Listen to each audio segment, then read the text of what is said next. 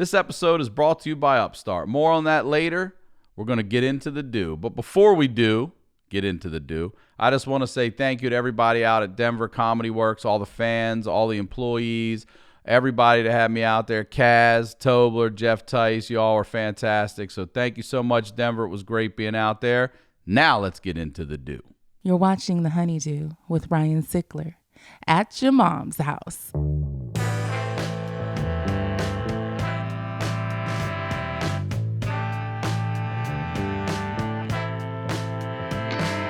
Welcome back to the HoneyDew, y'all. We're over here at the new studio Gene set up, doing it at your mom's house. I'm Ryan Sickler. You can find me on all social media at Ryan Sickler. My website's ryansickler.com. Go to the website, sign up for my email list, check out the tour dates.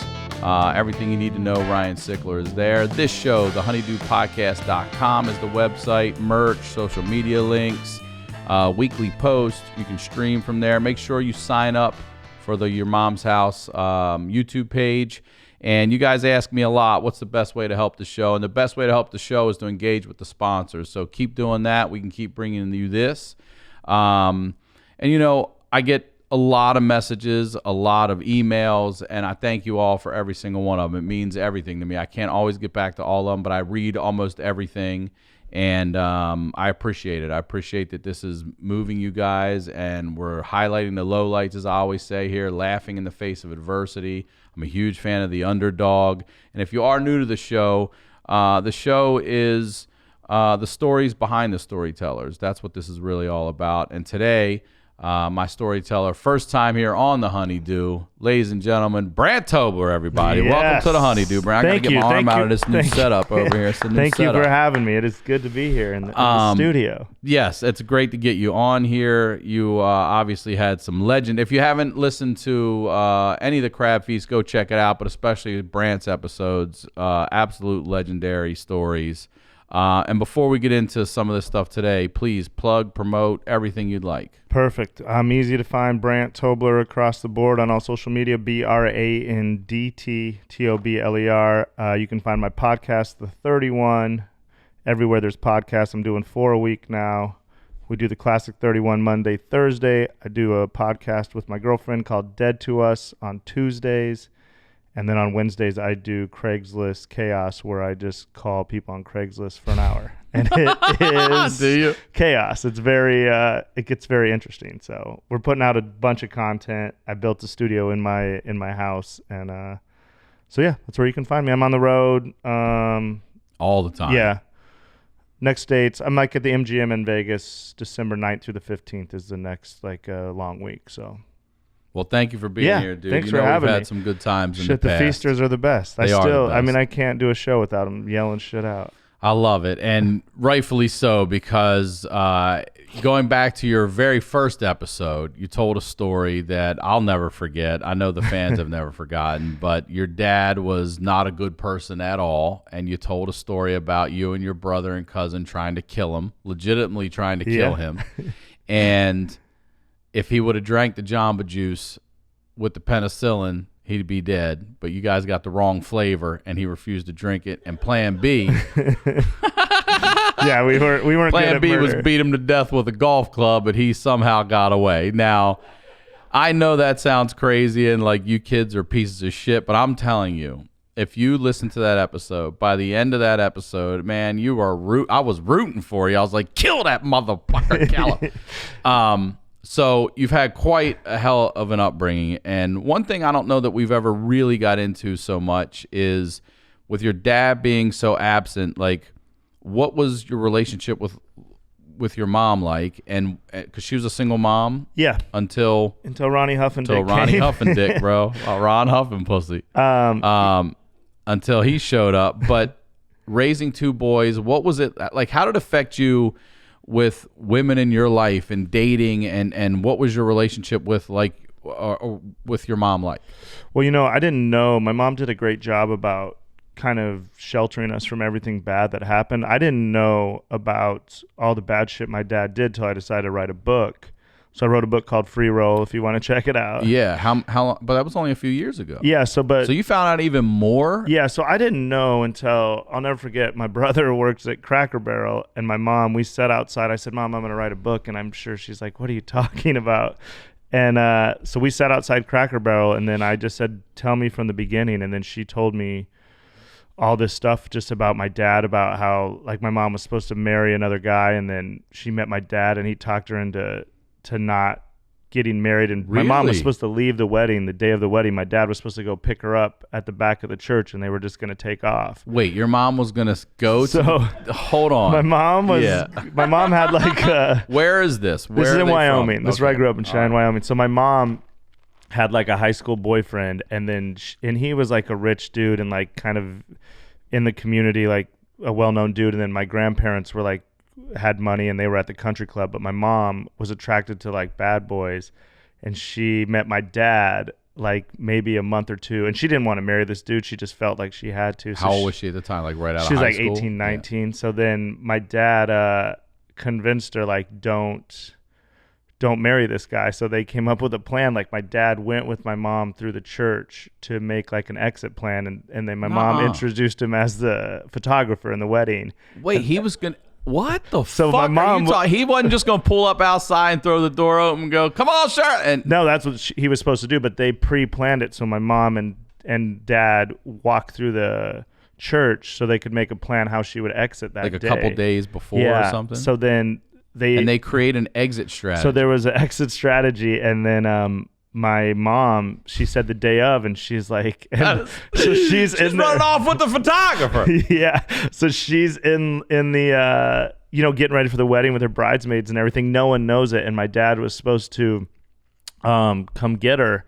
They had this plan and then park across the street. And then my mom, like an hour before the wedding, she told her bridesmaid and my grandmother that she just needed like a minute alone just to get ready. And then that's when she was going to bolt. And then she went and looked out the back of the church and then my dad wasn't there, which was like symbolic. I was going to say symbolic of my life. Symbolism. So then my mom, unbelievable. So my mom was like, she just went and got married, and she said it was awful because the guy she was marrying they did the bachelor party the night before, and he got drunk as shit and took like horse tranquilizers. So he was like fucking out of it during the wedding. So then the wedding ends, and they're supposed to go to the reception, and my mom takes her best friend and my sister to the bar where she knew my dad would be at, and drove to that bar and fucking screamed at my dad like, where were you? We were supposed to leave, and my dad was already drunk and like whatever. So then my mom goes on her honeymoon with this dude, and then when she comes back, she starts seeing my dad again, and then this dude finds out, and then eventually my mom would sneak over to my dad's house, and she was laying in bed with my dad one day, and then her husband like broke through the window. What? And like right above their bed, like probably didn't feel any of it on the fucking horse tranks. Yeah. Jesus and then Christ. Really? The glass is shattering down on their head and shit? And then my dad was like, he was naked, so he had to get up and like try to fight him, but then he was like, let me put on pants, and then just straight trailer white trash. And then my mom's husband tried to keep making it work, but then my mom would just sneak away and was in love with my dad. And then eventually my mom just went away for the weekend with my dad, and when she came home, my grandma and her husband, everyone was waiting for her, and then they all yelled at her, and then she finally just got a divorce, and that poor guy, which he's like a multi-millionaire, would have changed her life. Instead, she gets involved with my dad, who is the biggest piece of shit ever. So we almost dodged it. We almost dodged a bullet early. Yeah, no matter what, you're coming out of your mom. Yeah, my mom said that she went to my grandfather, and he took him to get a divorce, and then took him to get ice cream. Was how it ended with the first husband. She's like, we signed the divorce papers, walked out of the court downtown, and then my grandfather bought them both like an ice cream cone, and then she said separate ways, and he went on with his life to start businesses. And then he's from my hometown. Okay. So he was around, but then then my mom went with my dad, but then it was all, then my dad he was working for the railroad with his dad and brother, and then he started selling drugs and being a bookie at the strip club, and then And then he eventually got arrested, and then but my mom hid all that. Like I was gonna say, none of this you knew. so I didn't know any of this until my mom told me this outside, like I said, outside of Cracker Barrel, and I didn't even register with me till I wrote the like on the porch of the Cracker yeah. Barrel. We were sitting outside on those rocking chairs with brothers digging through the inside. free root beers and shit. Yeah. Watching people line up to go in. Crying, like, give me some more of those root beers. So then, it didn't really hit me. So then my mom just told me how bad he really was, all the bad stuff, and how she just kept going back to him, and how he got her to like try crack and all this shit, and she was just like in love with him. And then eventually, but I didn't know any of it, and then it didn't even affect me when I interviewed my mom pretty much and got all the stuff, and then when I recorded the audio for my book, I was reading about all the bad stuff that my dad did to my mom, and then just reading it, and these two wonderful women helped produce the Audible book, and then and then I just started bawling when I was reading it out loud, and then they of course start crying, which makes me laugh because luckily they did it for free because they were friends, but I was broke when I made the book, so I knew these rapper dudes that were going to kind of let me do it in the studio. And I always imagined what it'd have been like if I'd have just started bawling while I'm reading this book, and they'd have been like, they're in there. "Fuck you, pussy! Our dad sucks too. You quit being a bitch."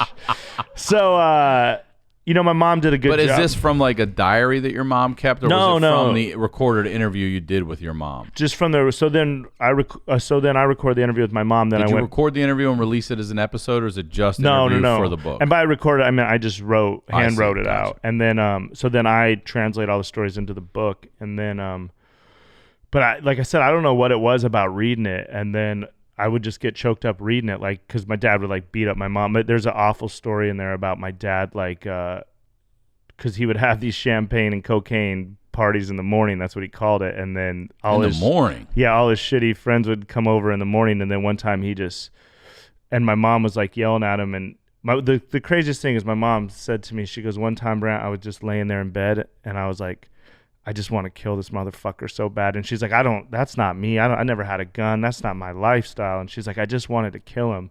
And you're like, leave it to us. Yeah, just don't worry. We're gonna try to get him with some penicillin. Just let me grow up. And then she told me this awful story about him, like, just like when he said she wanted a divorce, and he just like beat the shit out of her, and then and his friend was like coming, and then he like hit her, like knocked her to the floor, and then just opened the door and hit her head with the door. And one of his shitty friends like just came in and just stepped over her like she was nothing. And then so then my dad left to go to work, because my dad moved her out of my hometown because he was cheating on her all the time and everybody knew. So he just moved her like 50 miles away and put us in this little town.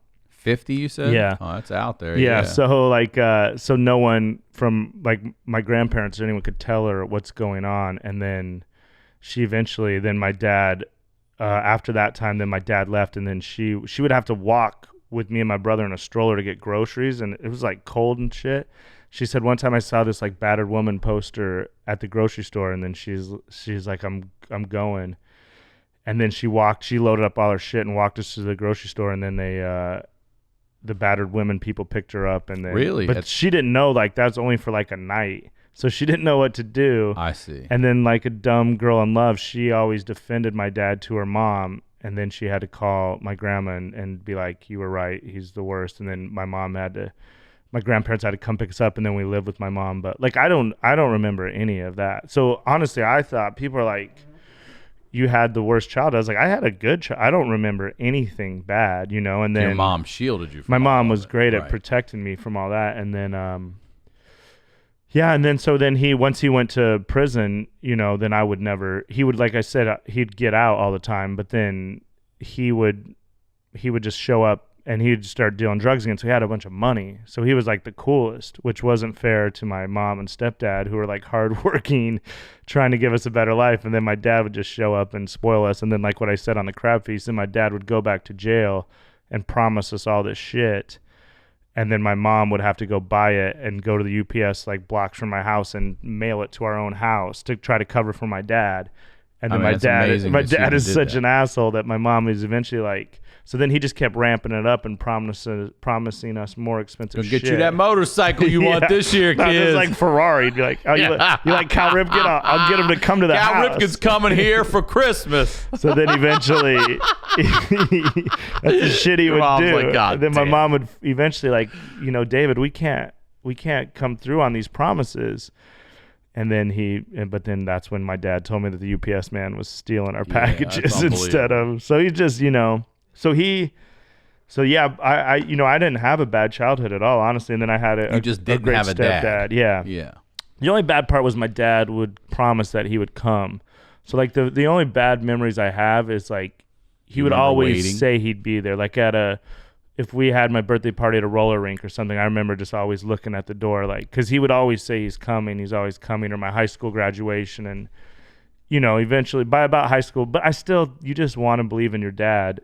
So even at like high school graduation, I was looking at the doors because he was like, I promise, son, I'll be there. And then of course he was never there. I mean, that's years of just looking at that door. Waiting. Just looking at that door. And then, but my mom and grandparents, and they were always great about it. But yeah, but then I think that was like the final straw when like graduation and stuff. It's like, oh, come on, man, you're a grown ass, man. But then of course, when he reached out to me, and my mom, my mom was good. Once again, she never told me not to talk to him, which she probably should have. But I think I'm not a parent, but I think my mom just always believed that he would get his shit together because he's such a smooth talker. He's charming. He's just good at that shit. So I think my mom always just believed, but then we ran out of. That's why people are like, I hate my dad, and people are like, well, you should give him another chance. It's like, we gave him a million chances. We're done with chances. He's out of chances. Listen, I reconnected with my mother after all that, and I agree. There are some people, look, man, that you've had chance after chance after chance. If you don't want it, you don't want it. You can't make. A lot of people think it's just as simple. Both people have to really want that, and then work at that. Yeah. It's not like, well, even if you were ready to give him another chance, he might not fucking want it. It takes two people to do it. Well, yeah. Well, and I wouldn't. The last things I remember saying to my dad is just screaming at him. He was at the top of the stairs. Drink it! Drink it! No, but I was like, you won't be at my wedding. You'll never meet your grandkids. I fucking hate you. And that's just how it'll always be. And, people... like on that side of the family, I have cousins and people, and then like my grandparents are still alive, but I don't talk to anyone really on that side of the family, which it hurts their feelings. But I just don't want my dad. Yeah, I don't want my dad in my life at all. And then he could show up at any. He lived in Vegas. I don't think he lives in Vegas anymore, but I mean, I was on 50-foot. You don't even know where he is. I don't know where he lives. I heard he moved somewhere else, but. I used to talk to my uncle just to kind of try to keep tabs, just because I would like to know. But I mean, people always ask me, what would you do if you saw him? I would just say, oh, hey, I'll be right back. I just got to go to the bathroom real quick. Yeah, I'd love to talk to you or whatever. And then I would just bounce. But I don't want to. Tell them to meet you out back and just never show. Like your mom's wedding. Yeah. Payback. It all comes full circle. You know how it is. I'll meet you in just a little bit, Dad. So, yeah. So, my mom was. So she's raising you the whole time. And where are you guys living? We lived, so then from that point we lived with my grandparents. Okay. And then her parents. Yeah, her parents. And then they helped get my mom back on her feet, and like, because my mom didn't go to college or anything. And then my grandfather was a appraiser, and then she became his secretary. So then my grandparents were amazing, and they took care of us. And my mom just had to, just go tail between her legs, like, I need you guys now, as much as she didn't think she did. And then then my mom started doing good, and then my grandfather hired my stepdad to be an appraiser, and then he started hitting on my mom. That why Ron was so your stepdad's name's Ron Huffendick. Ronnie Huffendick. It's an unbelievable last name. And he okay, so I knew he was an appraiser because I remember making jokes about him appraising shit, but that's why he's an appraiser, because your mom's dad hired him. Yeah, so he was an appraiser, and then my mom's dad hired him, and then so your dad inadvertently ended up hiring her second husband. Yeah, my grandfather did, yeah. That's how they met. Yeah, so then that's how they met, and then he was a good dude, and then he stepped right in, and then he was like my mom. He just covered for my dad just as a team. They just tried to protect us. So like I had a great childhood. Like I don't wish, but people are like, God, it must have been so. No, my life was great. Only because my mom and stepdad. Because you had good people in it. Yeah, they did a good job. And I'm from a small town. I mean, my town, if you get in trouble in my town, it's in the paper. So people knew who my dad was. So my coaches, my teachers. Got it. They didn't tell me later in life, but they're like, we knew your dad. And they, looking back on it, my parents, my mom and stepdad were great, but then the community helped. That's where I'm from in Wyoming. Everybody just takes care of each other. So I didn't know any of this shit. I had a great life. But how long were you before Ron comes into play? How long is that? So like probably 5 to 7. Okay, so pretty quick then he came in. All right. So, but once again, I don't remember any of that. Like, I don't really remember anything. 5, 6, maybe going to school, riding a bike, cool shit. I don't have any. When did it start to hit you and affect you? Like middle school, high school? Well, it hit me when after we tried to kill the UPS man, and then shout out to UPS Baltimore Hub Primary 1 Joe Avenue. Because I didn't know, and then my mother cut out all the paper clippings from my dad when he got arrested. So to just quick backstory, your dad's telling you shit like the UPS guy is stealing the packages I'm sending you. He's not delivering them, but I am sending them. Yeah, so you guys are young kids that decide we're going to kill that fucking UPS man. So my dad's like, they're coming, because they were always coming in the beginning when my mom would send them, but then my dad would just promise outlandish shit my mom couldn't afford. But instead of my dad... Did you get the tiger? Yeah. Did you get the tiger guy? Instead of my dad being like a man and just saying, I can't do it, he kept promising. So then we'd come home and they weren't there. The packages that were always there weren't there now. So we were accustomed to getting them. So then I'd ask my dad, hey, Dad, where's our packages? And then him being the piece of shit that he is, he said, I'm sure the UPS man is probably stealing your packages. Because we would get our packages... and we'd open it up in the front yard. We'd be so happy to get a package. And then my dad flipped that to, I bet the UPS man sees you opening your packages in the front yard and seeing all the cool shit I get you. He's probably taking those to his kid. So then goes to what and how old are you then? Like so 8, now I'm 10? I'm like 10. Yeah. Or now I'm like 11 or 12. But that's what at comes ET age when all the kids are in ET. Yeah. You got your bikes and shit. That's what comes to us killing my dad is because my dad tells the crazy story. My dad comes home and he takes us swimming at the local swimming pool. And I'm showering in the swimming pool. I'm showering in the locker room. And then he sees me showering and he says, son, get out of the shower. And he says, son, every time you take a shower from now on, put the water on as cold as it can go and then get in that cold water and shadow box until you count to 15. And I was like, Dad, why would you do that? And he's like, son, the way your body reacts when that cold water hits it is the same it'll react when you get stabbed. So if you get stabbed, you'll be able to fight for 15 seconds. 15's all you got. You better be accurate. You better study accuracy. Me and my brother are like, fuck this UPS. I bet this UPS kids aren't taking cold showers. So we ride our bikes up to this restaurant called the Owl Inn that was up the street from my house. That is some hardcore prison knowledge right there. Yeah, for real. And we steal steak knives out of this restaurant. We drop our bikes off and say, hey, from the Owl Inn? The Owl Inn was a famous restaurant up the street. So we go up and say, hey, we need to use the restroom. And me and my brother steal steak knives. And then there's these two... Like those old wood handle ones? Yeah, there's these two badass kids in my neighborhood that were always down for any kind of shit. So then we came up with a plan to follow the UPS man on our bikes. And then when we got to his house, if the kids had our toys, we're going to stab the kids, take our toys back, which is so bad on some. First of all, just riding a bike with a steak knife was an awful idea. You hit a bump, it could have been a wrap. Kill you. And then of course, UPS, you can just follow the UPS truck. Yeah.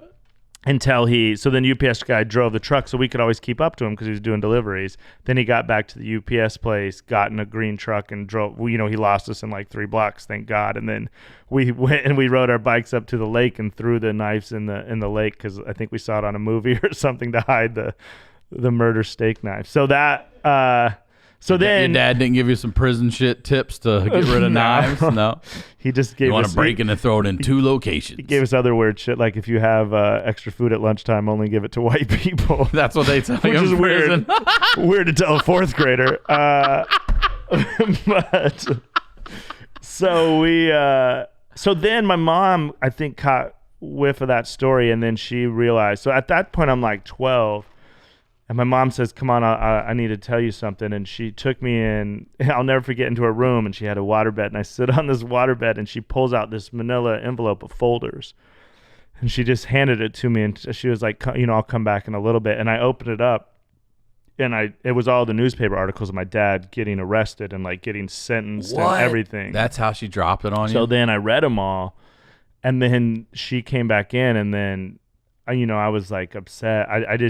I couldn't really, it took me, and then I asked, she's like, if you have any questions, and we talked about it.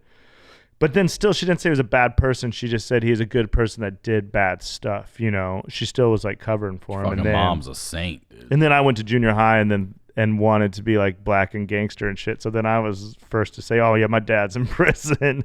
I thought it was probably cooler in like junior high. Like street cred. Yeah. And then, like I said, my dad would show up just with wads of money and let me buy, knowing he's a shitty parent, he would, there's times, I remember he'd take me to the mall, and then he'd give me like $200 cash. And I didn't have a wallet or anything. I was a kid. So I put it like in my brand new fitted hat. And then my dad would leave, and I'd go to Mini Mart and buy just shit for all the candy but I shouldn't have had $200 when I'm 12, 13 years old.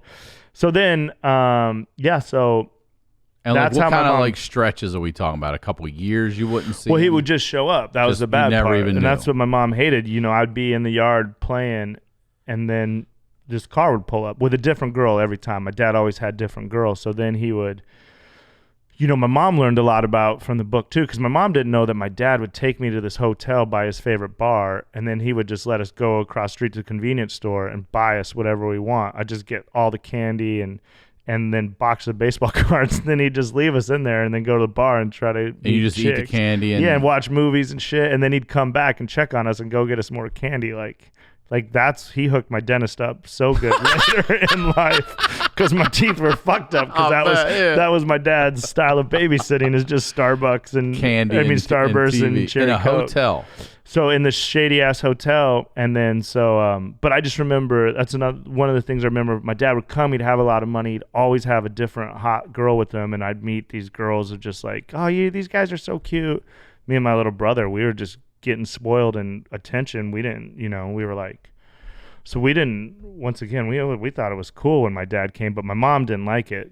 She told me later, he would just show up, and then if we had plans or something, my mom would always cancel it. Like I said, she'd always try to let us have that relationship, hoping that he would change it. And then like I said, then he like disappeared after, like, he was supposed to come for like high school graduation, but I didn't see him from like 14 to like 20. Damn, really? Okay, so 6 years gone. Or maybe he would come like once, but usually I just wouldn't see him. So I just then I was just like, his parents back then were a part of my life, so then everybody would cover for him. Oh, your dad's doing this, or once I knew, you could tell me he's in college when I'm like 7, but when I'm 15, I'm like, he's not in fucking college, he's in jail. Yeah. Like then I knew what collect calls were and shit. Like, so everybody just his family and my family tried to just protect us, and I think just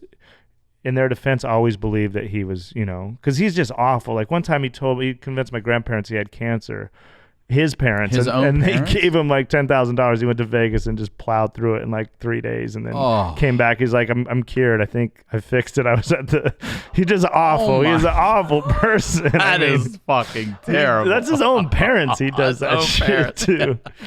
So he's awful. Like I need to talk to Dr. Drew, see how he would diagnose everything I've been through. But so he was just bad, and then he was just a bad dude like that. And he just so yeah, then he, when after we tried to kill him, then he disappeared, and then I've never heard from him. But someone talked to him. But all right, so how long has it been now? Since that day, probably like 19 years. I think I was like 22, 23. So one of his friends went to like find him, because he said he didn't want to talk to me. He was like a recluse, I guess, and just wanted to be alone. And then I guess so what I last heard is his friend took him to like Tacoma or something, but I don't know what he's doing. But you don't really even know where he is, if he's there. No, I think he's in Tacoma. But honestly, I don't care. I really don't care at all. People will be like, like on Father's Day, maybe I'll think about it, but I don't care. It's not like I had a good stepdad, and it's not something like that bothers me at all. Like I'll talk about it here, we laugh, or I talk about it on stage. Like I love it. It got me on Comedy Central. Was better for my career in some weird way. Like got me on This Is Not Happening, you know? So, but I don't, my brother's much sweeter, nicer dude. I don't know how he feels about it, but I'm like, I really don't give a shit. Let's take a quick break and tell you about our sponsor, Upstart. As most of us have found out the hard way, getting into debt is easy and getting out is hard, especially if your credit score isn't great. Thankfully now there's Upstart.com, the revolutionary lending platform that knows you're more than just your credit score, and they offer you a smarter interest rate to help you pay off high-interest credit card debt. You guys have heard me say it a bunch. I wish I had this back in college. I just credit carded everything from rent, groceries, bills, all of it, and then boom, next thing you know, your credit starts going in the tank and you need to get help, all right? Upstart goes beyond the traditional credit score when assessing your credit worthiness. They actually reward you based on your education and job history in the form of a smarter interest rate. Upstart believes you're more than just your credit score, and they believe in you, and they understand that. They make it fast, simple, and easy to check your rate in just a few minutes. And the best part, once the loan is approved and accepted, most people get their funds the very next business day. The next day, damn it. Over 300,000 people have used Upstart to pay off credit cards or meet their financial goals. Free yourself from the burden of high-interest credit card debt by consolidating everything into one monthly payment with Upstart. See why Upstart is ranked #1 in their category with over 300 businesses on Trustpilot, and hurry to upstart.com/honeydew. Again, that's upstart.com/honeydew to find out how low your Upstart rate is. Checking your rate only takes a few minutes and it will not affect your credit. That's upstart.com/honeydew. Now let's get back to the show. But just going through school and everything, middle school, high school, were you shy? Were you backward? No. Did your mom talk to you about sex? Like, what was that like? Oh, well, was Ron the guy that had to step up and do the talk? I was like, guy's got dick in his name. He should have to be the one that does the goddamn sex ed talk.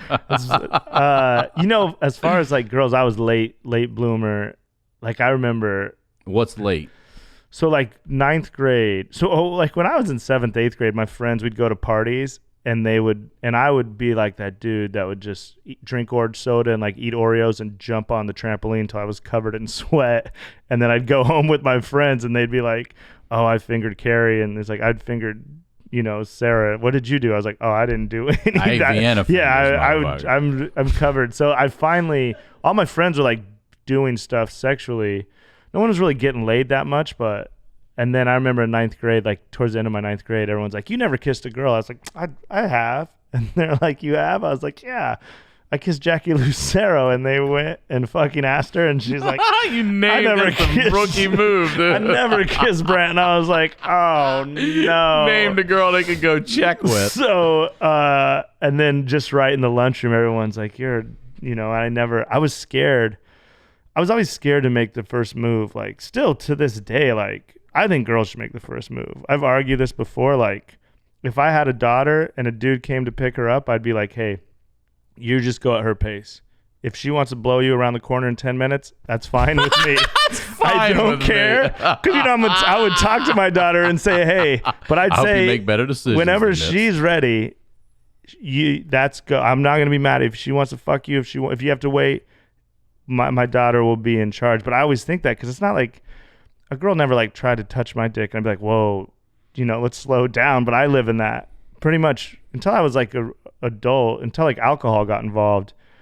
Every girl I ever hooked up with in the beginning was like, "Are you going to kiss me or what?" Like I'm the dude that circled around on a porch for hours when girls are like, "You fucking nerd."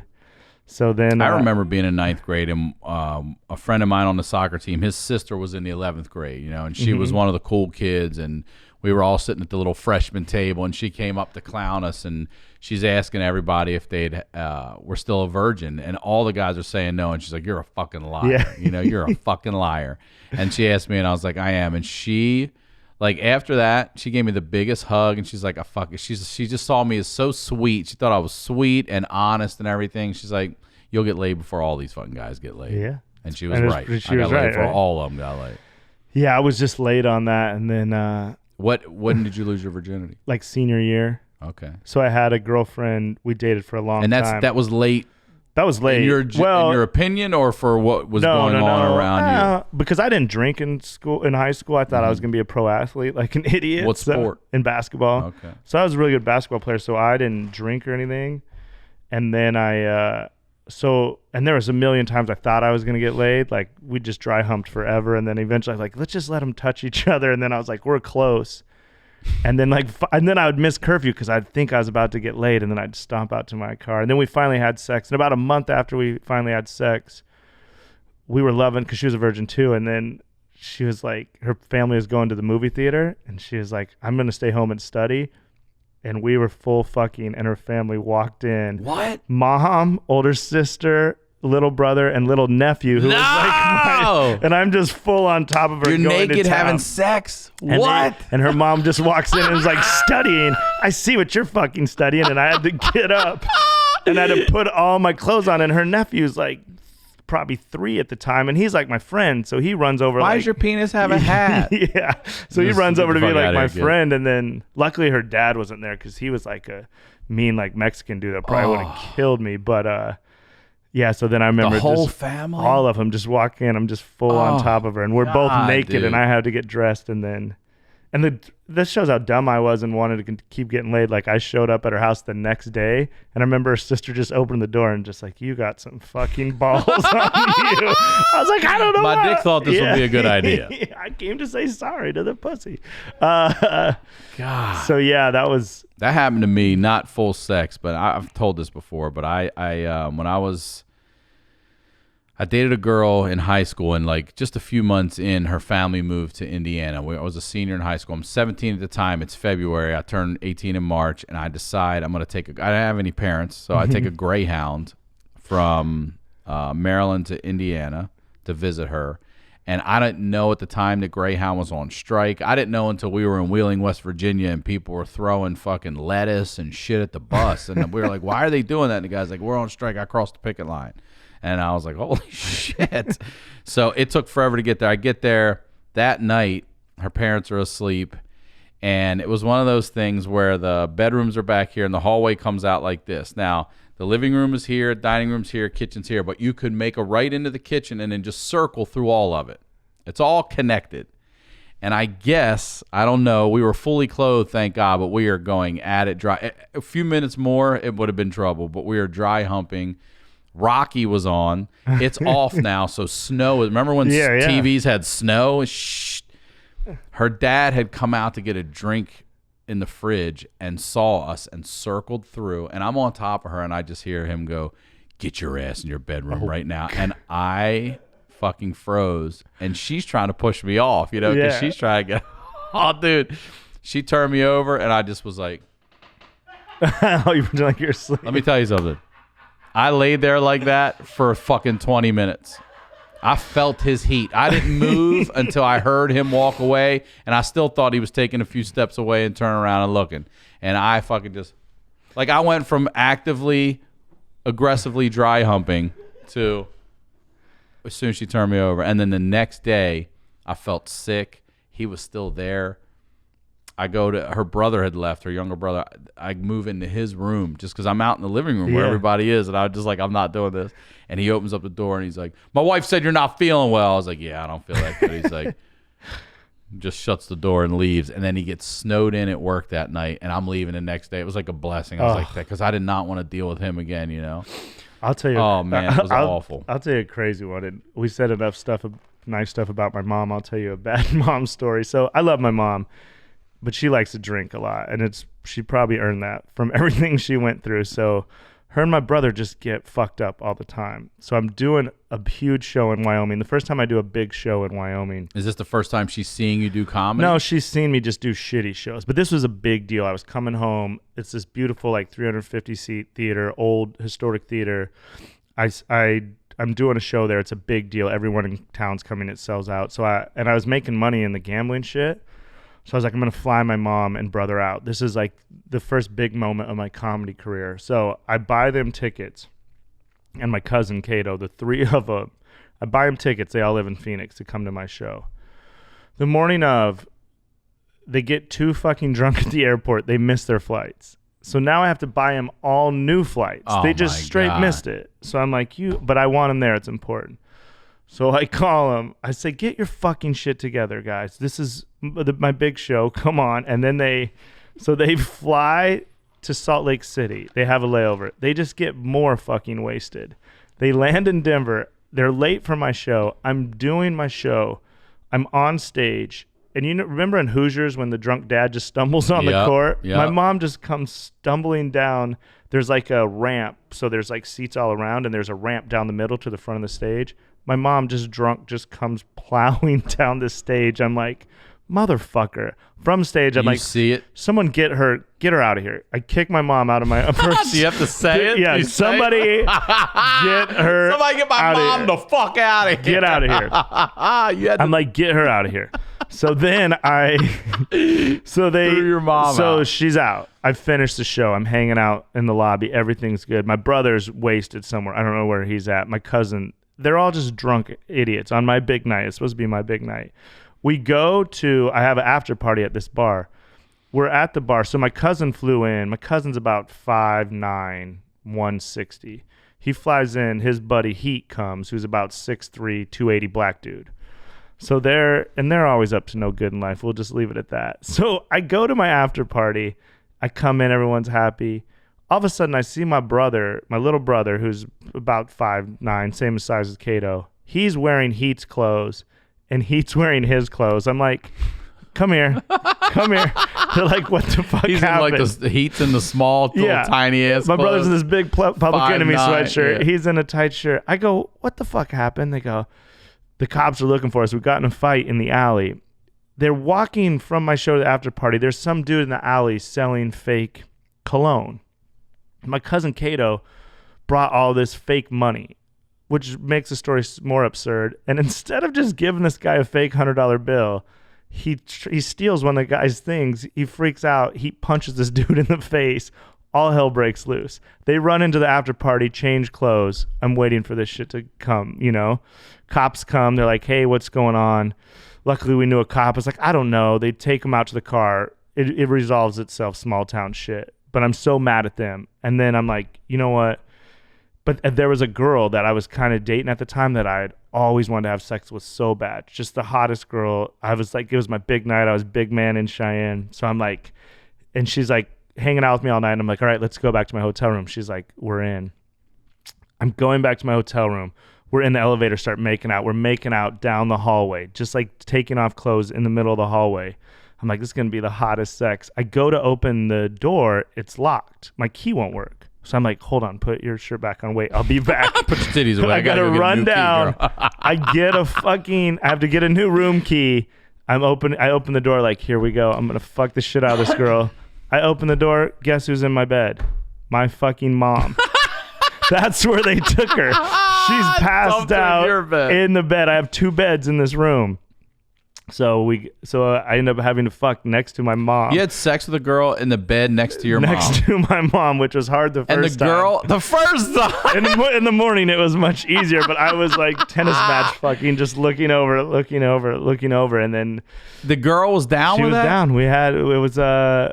We had sex that night, and then in the morning, my mom was so passed out, slept through all of it, and then so I almost got caught by my mom, but I don't think she would have ever woken up, but that's how. So, but your mom did wake up to you and another girl in bed. No, she didn't. Oh yeah, she woke up in the morning eventually, but by then we were dressed. She was out of it. Yeah, but it was like that thing now in hindsight. But I just always wanted to have sex with this girl for like 3 years. So I was like, this is happening. There's next nothing to my mom. stopping me. Just don't wake up, mom. So. Well, you're one of those guys. I always say you could talk about one thing for an hour or a bunch of stuff, and there was a few other things you had sent that I wanted to talk about because I wanted to get it. I want to hear about this cheater story. Oh, have you ever told that one? I don't know if I told it on here, but can you tell it? Yeah, of course. So I was living in Vegas, and then when you live in Vegas, a lot of people just come to town from like my hometown. People would always visit. So it was Halloween night. And my girlfriend was supposed to be working, and this other girl I knew was in town and she came over. She's like, I'll help you hand out like candy, trick or treat style. So she does. And then we're done with candy and we end up we're drinking. We end up in my room. We're having sex. I hear the doorbell ring. I'm like, it's fucking trick or treater probably. I put my clothes on. I go down to open the door. Not a trick or treater. It's my girlfriend. She's fucking furious. I slam the door before she can come in because I don't want them like fighting in my house. I go back upstairs hoping that she'll just leave. When I get back up to my bedroom. Well, now how does she know somebody's in there? Is she her car or what is she? I think there was a car parked out. Or just maybe she knew something. I think it was the car because when I opened the door, she knew. And I was like, oh no. So then I shut the door and then I go upstairs just hoping that she'll leave. And I was going to try to get this girl out the back or something. When I get back up to my bedroom, all I hear outside is boom, boom, boom, and my girlfriend is just ramming the shit out of my car. Ramming it? She's in her Jeep, just blasting it. So I see bashing the just car. Bashing. I see like the taillights break, the back bumper's starting to fall off. So I call her mom. I'm like, hey, can you get your crazy daughter out of here? So eventually her mom calls her and she like flips me off out the sunroof and she drives off down the street. And I go outside to see how bad it is. When I get outside, all my back taillights are broken. My bumper is fallen all the way off my car. And to make shit worse, she had taken cheater and carved cheater real big in the side of my car. She cut that in the side of your car. With a key, right? Which when I tell this on stage, I'm like, which was a real cock block for a newly single guy. So for like the next 2 months, I'd see like a girl in a parking lot or stop. I'd smile at them and they'd smile back. And then they'd see cheater in my car. So I didn't get laid for like 2 months. And I would just lay in bed at night so frustrated, like I can't buy a new car. I can't get a paint job. And then one night I came up with this fucking dumb idea in the middle of the night. You drove that car? I drove it all the time. 2 months? I had to, yeah. I mean, drove it everywhere. Everywhere. So then I drove it. The side. I was like, I got to do something about this shit. So one night, then I went. Cops aren't pulling you over or No, anything? they didn't care. Dudes would laugh. Yeah, Girls I'm would look at sure. me like you're an asshole. Yeah. So then I thought I came up with a brilliant plan. So one night I went downstairs, pulled my keys out, and I carved not a above cheater. So that was your paint job? So my car said not a cheater, which I thought was brilliant, but these women can tell like the different penmanship or whatever. Penmanship. So I still didn't get laid for like another month. And then one day at lunch, I'm fucking around with my boys and I came up with another idea. And I walked outside and I just carved PEA in front of cheater. So my car just said not a peach eater, which would just confuse the shit out of people. But I finally started getting laid again. Chicks would be like, why do you hate peaches so much? So it said not a peach eater real big on one side. And then I eventually got a girlfriend. And on our 1 year anniversary, I took her out to dinner and we were drunk and, the car was already fucked up anyway. So on our 1 year anniversary, I let her take her keys and carve good boyfriend in the other side. So one side said good boyfriend, other side said not a peach eater. About 2 months after that, car breaks down and I call these Mexicans up to buy it for these Mexicans like, I'll buy it for $500. And they come to my house to pick it up and I start telling this incredible story. About 20 seconds into the story, they're like, amigo, we don't give a shit. Yeah, right. This car's making one trip and one trip only. Yeah. And I was like, I guess my 97 Maxima's in the Mafia. Yeah. And that was it. That's the last time I've had a car. I've never had a car since really? then. Yeah. I moved to LA not long after that. And then I just Ubered. But yeah, that car, once it had not a peach eater and good boyfriend, then it was like funny and people would ask a lot of questions. But when it just had cheater and it was that poor girl. So that was, I dated that girl for a long time in Vegas, and I'll tell you another crazy shit that happened. I want to share a T-Bone story with you. Oh yeah, real yeah. fast. No, go ahead. A buddy of mine who actually just moved back to California. What's up, Kev? When I first lived out here, he had just broken up with his girlfriend that he had moved here with, and they had been together forever, and they're now having they're separating, and it's not good, and it's not healthy. And we're going to the gym, and he had a little white Toyota. It was one of those little standard little pickup truck, little 2-seater, 4-speed that you see like a lot of utility painters use them, whatever. And so not big at all. And we're pulling out. We lived in Hollywood, and we're pulling out of the garage, and his girlfriend is sitting there, and just like a fucking movie, you know, like Yeah. the close up on the eyes, you know, and she punches it, and we're like, oh my God, and she T-bones the shit out of us, his side, and she is pressed up against the car, and he's going nuts, and he wants to get out, and I could tell he is fucking hot, and I'm like, it was probably a good thing that she hit his side and then kept the car against that fucking side so he couldn't get out, and I wasn't letting him out either. I was like, no, we're not doing this shit. And he's like, he's just screaming at her, and she fucked that thing up, man. Bent that door all in. He couldn't get out from that side. Bent the quarter panel in, but yeah, she went nuts and just punched that shit.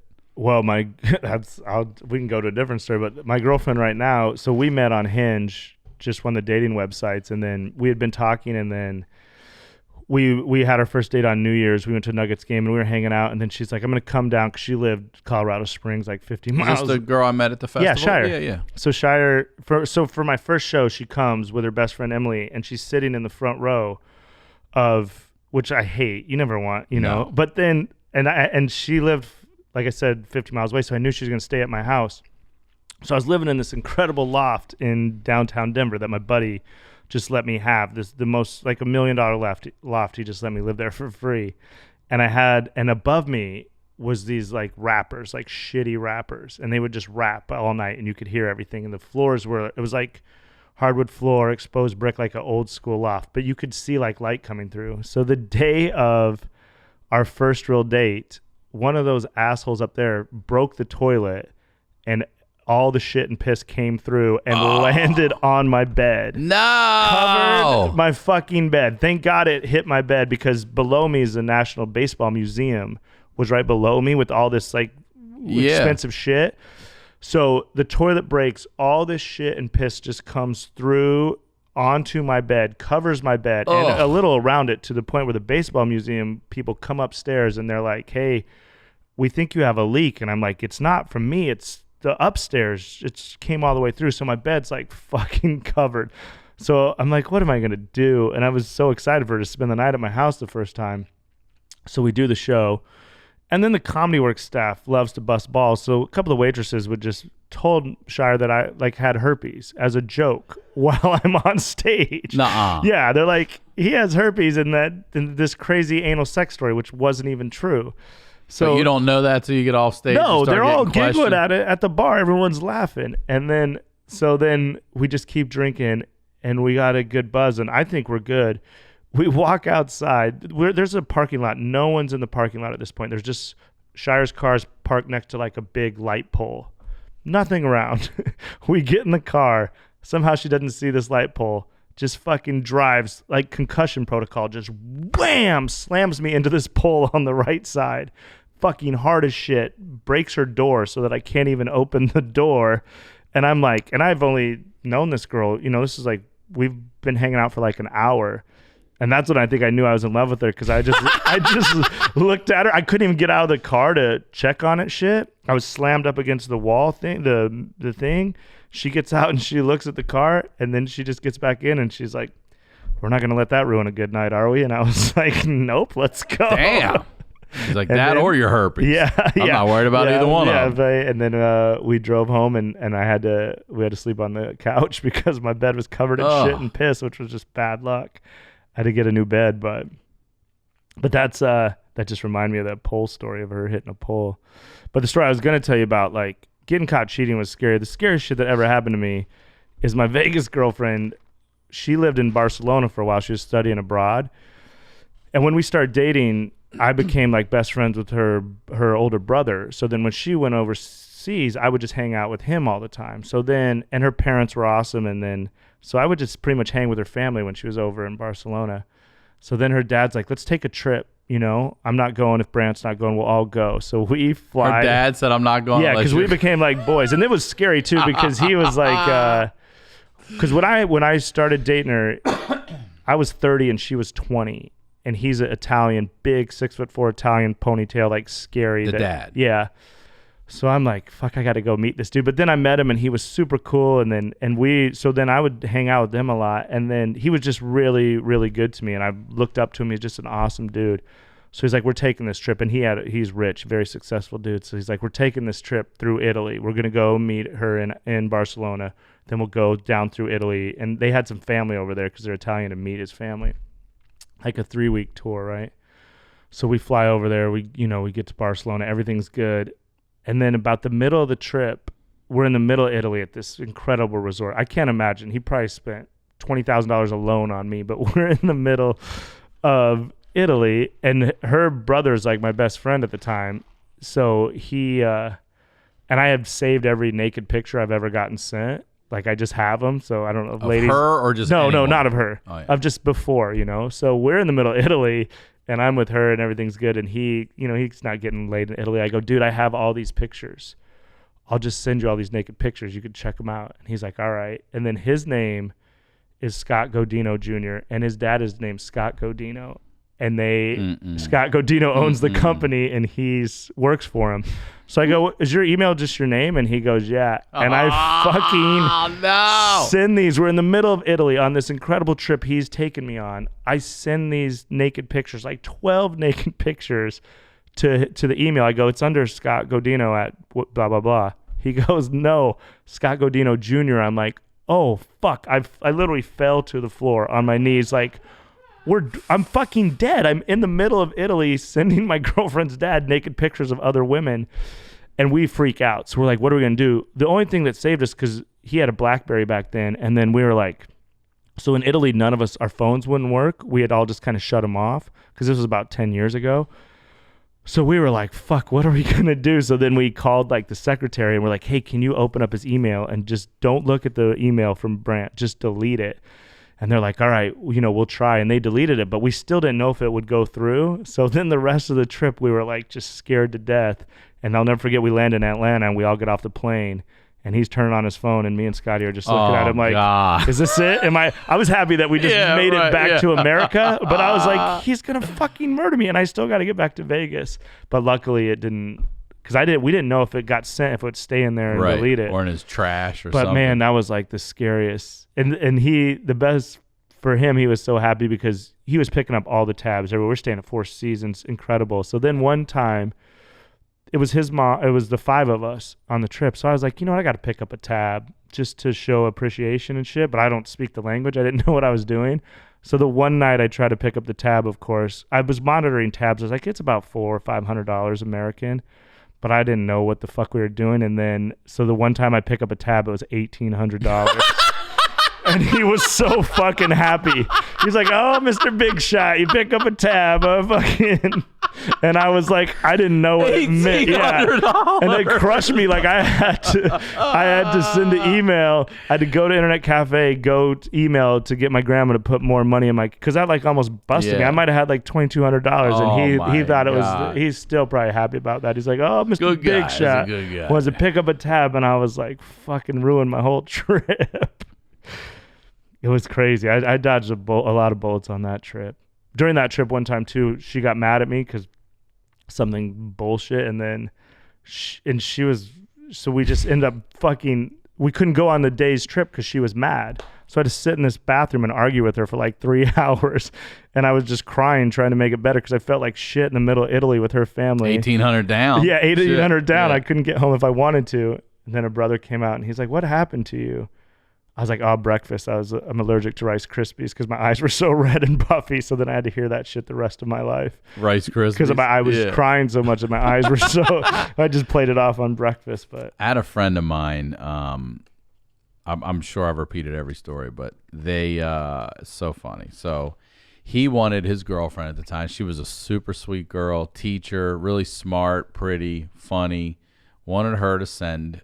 some nudes, and she had never done that before. And he's like, I want you to send me pictures of your pussy, but I want you to grow a bush. He was really into bushes. And she was like, well, fuck it. I don't have to go get waxed. I don't have to do any of that shit, so I'll grow it out. So she grew it out, and then he was like, send me a picture of it. And she's like, I've never done this before. I'm not comfortable doing this. And he's like, just send it. As soon as I get it, I promise you I'll delete it. You can check my phone, or I'll save it. You could delete it so you know it's gone, whatever you want. She's like, okay. And she sends him a picture, and then she calls him right away. She's like, you get it? And he's like, no. And she's like, stop fucking with me. Did you get it? He's like, listen to me. I did not get it. And she looks in her phone, and his name is Bernie. Oh, and God. so's her dad's. And she sent the fucking picture to her dad. And I'm like, why isn't your dad under dad? Yeah. You know, why the fuck? Sends it to her dad, and I go, are you close to your dad? She's like, mm-hmm. I go, did you put your face in it? You never put your face. She goes, mm-mm. I go, but you have an incriminating tattoo? She goes, mm-hmm. Oh, no. And I go, and he knows what it is? She goes, mm-hmm. He paid for it. And I go, he paid for it. I go, have you talked to him since? She's like, yeah, a bunch. I said, has he brought it up? She's like, no, but I'm waiting every day. I was like, he's never going to bring it up. Like, No, God. you know, no. we joke about like him showing his wife, like, the fuck your goddamn daughter's sending me. And by the way, have a conversation with her. Shave that fucking shit off. Maybe she'll get a good guy. This guy over here, she's trying to send pictures to, likes Bush. But yeah, send it to her fucking dad. I got a good Bush story for you. I don't know if I think I told it on here before, but this is like the craziest night of maybe my life. So I lived in Vegas at the time, and I did shows we were doing shows, and then Tripoli came to town. Sam Tripoli, who I'm sure you've had on, and he used to do the Naughty Show. Mm-hmm. Which was crazy, just, you know, like porn stars, comedians, celebrities. It's nuts. So he was doing it at the Green Door in Vegas, which is a huge sex club. It's huge. It's like big as a Costco. I'd always make the joke, it's like Coxco, because it's just full of cocks. It's huge. Is it really that big? I mean, it's huge. There's there's different rooms, like golden shower. There's all kinds of crazy shit. So he would do these shows, and so he put me on the show, and we're doing these shows. I went up, did 10 minutes. No one gives a fuck about the comic part. These porn stars came up after me, and he used to have this dude, I can't remember his name, but he'd wear a bunny suit on stage. And he's a funny comedian too. Skippy, yeah. Yes. Skippy Simon. Simon, yep. So he brings 3 porn stars up, and then like some bananas and some whipped cream and like a super soaker water gun full of cherry vodka. And they put on the most incredible show. I can't even, whatever you're thinking in your head, just multiply by like 10. And fucking incredible, right? So after the show, we're hanging out, and I start talking to this porn star a little bit, and she was like, just hanging out. And then she's like, you want to go get a drink? And I was like, sure. So you can't drink. You're not supposed to drink in the sex clubs. You're not allowed to like bring alcohol in, is like the only rule. So there's a saloon, a bar next door called the Badlands Saloon, which is a super gay bar, like open ass chaps, like full gay bar. So we all go over there to drink. So we're drinking. I'm sitting by the jukebox, and I'm just talking to her like, this is crazy. I'm talking to a porn star. And then she had a huge bush that she had grown out for whatever month that is, or however they do it, you know. And then these dudes that were fans would come over to her, and they'd be like, hey, can we take a picture with your bush? And she's like, I'll tell you what, if you buy us shots and put $1 on the jukebox, I'll take a picture. So she starts telling these dudes. So these dudes keep bringing over shots, putting dollars on the jukebox. I'm not getting any attention. I think I'm fucking funny. So I start playing Glycerine by Bush just to make myself laugh while these guys are going into the bathroom and taking Bush pictures with this porn star, right? So as the night goes on, we're hanging out. We just keep drinking, getting more drunk. And then the night's starting to wind down, and it's just me and the porn star. Skippy's in his bunny suit. These 2 random chicks from Oakland that were at the show, and then my buddy who's Mormon married dude who was in town for like a cabinet convention. So what a crew. I know, the 6 of us are sitting in this gay bar at like 4 a.m. So we start talking. We're like, we should all go back over there and have sex in the thing. And I'm like, let's do it, because I knew I was going to get the porn star, and they could argue over the Oakland chicks, or the Oakland chicks could, I don't know what you'd rather have, a bunny suit or a Mormon married dude. So they're like, all right, let's go. So we walk over, and when we get to the front doors of the Green Door, there's a sign on the door that says closed for cleaning. And we're all just like, oh my God, that's the worst fucking job in the world, you know? So we're like, let's go back to the bar and drink. So we go back to the bar. Everyone's still ready to like fuck. So Skippy takes this girl up on the stage in the gay bar, and there's like a curtain kind of, and he starts fucking this chick behind the curtain. In the bunny suit? In the bunny suit. Nah, dude. And you could see like a bunny leg sticking out and bunny ear, and he's just bunny humping this chick in the middle. That's what rabbits do. Yeah. Bro. And then the bartender comes around the corner. He sees it. He fucking freaks out, kicks us all out. You guys get the fuck out. You can't be fucking on the stage. We get out. We walk outside. It's that awful Vegas feeling when it's daylight. We're like, fuck. I'm like, I guess we'll get out of here. The porn star's like, you want to come with me? I'm like, all right. So we get a cab. We go to her house, which is about 30 minutes away. We pull up to this incredible, huge neighborhood with like guarded gate, like real guards. And I'm like, holy shit, this chick is loaded. We go in through, we park at this mansion, just huge, right? We go in, I'm like, I'm going to marry this chick. I'm going to tell my grandma she does something else, but she's got money. Because at the time, I'm still broke comic. We go into her bedroom. It's humongous. First two things I see when I walk in, she has a stripper pole, like in the corner, a full stripper pole. And at the base of her bed is this huge, like 12-inch blue dildo. But not, it's a President Obama one. So like the tip is Obama's head, His head, and the shaft is a suit. And I'm like, honestly, I'm intimidated following regular black guys in life, more or less the most powerful man in a blue man. And so she's like, just get in bed. I'll be back. I'm gonna go shower real quick. So she goes and showers. She comes out, just starts blowing me. I come in like 45 seconds. I say it's like that Malcolm Gladwell 10,000 hours thing. Like she got her 10,000 hours. I come super fast. We go to sleep. We wake up in the morning. We have sex again super fast. And I'm just laying there in bed. And she's like, you want to get some breakfast? I was like, yeah, I'll take you to breakfast. She's like, all right, what do you want? And she picks up the phone and she just calls in a breakfast order. And I'm like, holy shit, this chick has like a butler, right? So she orders this shit. We fall back asleep. We're laying there in bed. I'm naked. There's a knock on the door. She's just in her panties, just tits flopping around. She's like, come in. I'm like, this is weird. This dude comes in holding a tray full of food. He comes in, he sets it down. I'll never forget, the porn star looks at me, looks at the dude all confused, looks at me, and then she just goes, Dad, this is my friend. Dad. Friend, this is my dad. And I'm like, holy shit. And he doesn't say, he just puts the shit down and he walks out of the room. Dad. And real dad or like daddy? Or it was real dad, because then eventually we became friends. But in that moment, I was scared. And I'll never forget, he walks out and he shuts the door and I turned to her. I'm like, oh my God, is this going to be bad? Or are you going to be like in trouble? And she said to me, he won't say shit to you because he knows if he does, he'll be fucking fired. And I was like, and I always make the joke, what does that job pay that you have to make breakfast for a random dude that just fucked your daughter? She doesn't even know his name. I was like, who doesn't want to get fired from that job? The saddest part of all this is that her dad showed up and yours didn't. That's the truth. Where was my dad when I needed? I could have used some bacon and biscuits and gravy one time in life, Dad.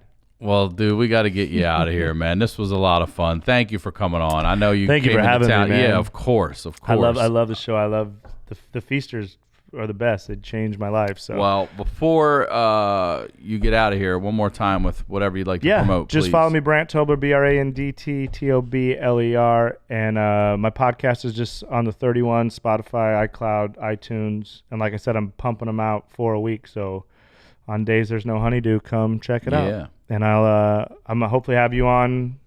Well, maybe we already did it, or we're doing shows together. Who knows? Air. Yeah, we either did shows together, or we will. Yeah. So I will have him on soon. All right, brother. Thank you, buddy. You got it. I am Ryan Sickler on all social media. RyanSickler.com. Believe that? I don't know what website that is. RyanSickler.com. We'll talk to you all next week.